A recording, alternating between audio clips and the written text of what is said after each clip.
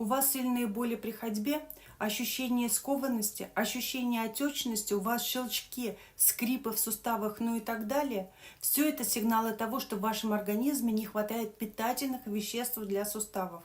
Также, скорее всего, вы пьете очень мало воды, и вы никогда не делали очищение организма. Научно доказано, что недостаток витаминов и минералов в организме способствует возникновению и развитию различных заболеваний.